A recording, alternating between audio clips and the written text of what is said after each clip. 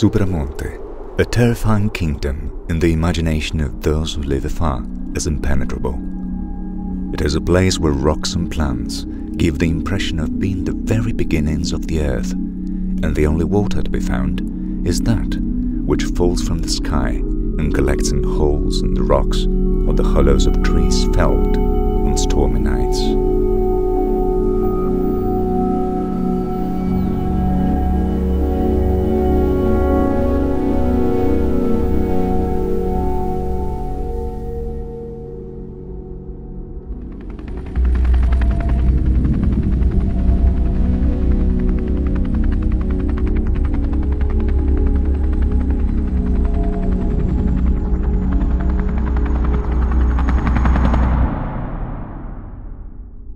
Qui c'era il mare prima, questo è giurassico, sono dei calcari, dolomie dell'era giurassica, quindi depositati sul fondo di un mare. Tutte le fratture che vediamo qua in realtà fanno andare l'acqua dentro questa roccia che è come una spugna. Nel Supramonte è molto difficile trovare sorgenti che scorrono in superficie. Una volta che sali su nel Supramonte trovi questa, è la vita.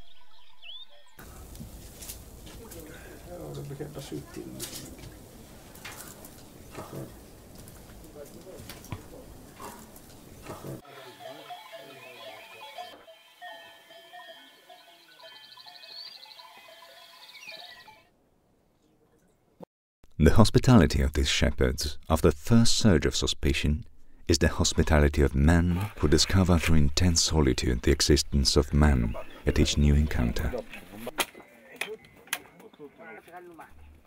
It is a hospitality that harks back to an earlier time, founded not by convention, but by a solidarity of interests in a hostile natural setting. Human life would not be possible in that threatening solitude if the shepherd did not offer to others the care that he himself at time needs.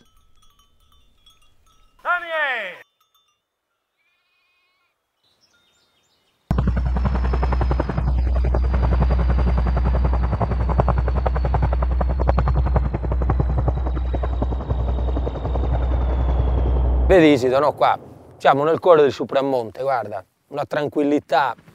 Qui, come era nei secoli passati, è rimasto. Però, allo stesso tempo, per quanto può essere così affascinante, è anche una montagna pericolosa. Cioè, bisogna rispettarla.